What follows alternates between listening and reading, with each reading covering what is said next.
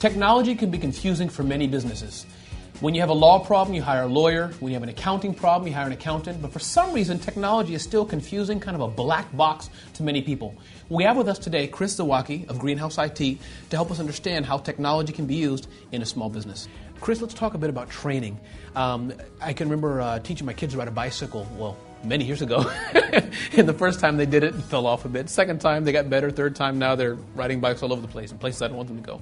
How important is training in the same way for employees of an organization? You have many times, here's a new application, start using it, or here's a new type of computer, use it.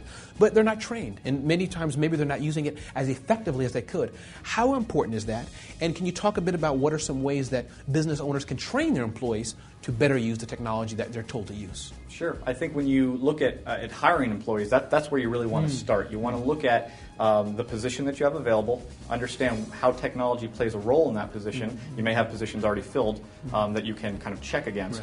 Right. But understand what's important for that position. And when you look at hiring folks, you want to look at what their skill set is. What are they accustomed to doing? What have they done in the past? You may want them to have specific experience with a customer relationship management package that you're using for your industry. That may be important to you. So make sure you hire appropriately. Of course, then you're going to end up with an array of skill sets across your employee base, and so you do want to address that. And so training is very important. And there's two ways to go about it. I mean, there are plenty of online resources that you can look to. Skillport is one great option where you can go there and you can pay for training modules online that are interactive and allow people to really gain insight into how to use technology, what's right for them. And as a business owner, you can pick and choose what modules are right for your business. And then, of course, you can rely on professional trainers, which I encourage you to do. You might have, again, a staff subset that you really want to know in and out a certain application or the way to conduct their business. And so you may want to invest in that. Again, a business decision. So there's different ways to go about that, but certainly training. It also sends a message to your employees that you care. And you're going to invest in what they're doing, and you're going to invest in their success so that they can invest in the company's success, and that's really important. That's powerful.